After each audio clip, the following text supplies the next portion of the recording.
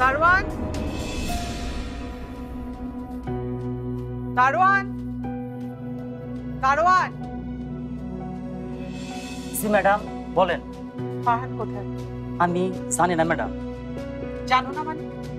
তুমি কি বেহুশ হয়েছিলে? গাড়ি দিয়ে যখন বের হলো জিজ্ঞেস করতে পারলে না কোথায় যাচ্ছে?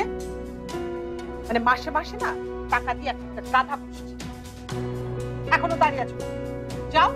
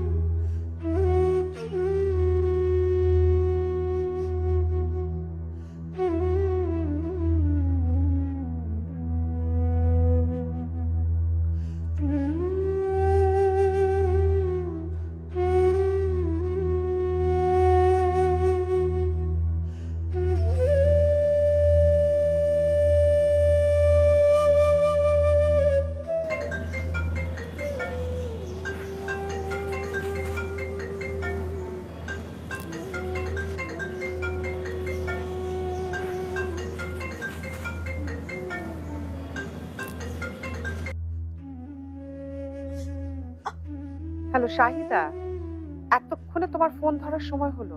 আমি এর আগে আরো দুবার তোমাকে করেছি। কোথায় ছিলে তুমি? কি করছোটা কি?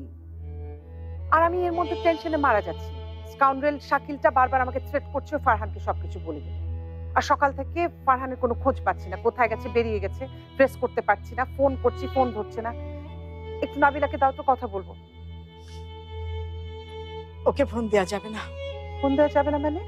আর আমি 2 মিনিট কথা বলবো, একটু দাও। She is in ICU. Shahida please আমার সাথে এখন যোগ করো না, আমি খুবই টেনসড হয়ে আছি, কিন্তু ফোনটা দাও। আমার যে টেনশন তোমার বেশি না? নাবিলা অ্যাক্সিডেন্ট করে হাসপাতালে আছে, ও বাঁচবে না মরবে কিচ্ছু জানি না। যদিও বাবা আছে, ডাক্তার বলেছে ও কখনোই চোখে দেখতে পারবে না, অন্ধ হয়ে গেছে। অন্ধ হয়ে গেছে নাবিলা, অন্ধ হয়ে গেছে।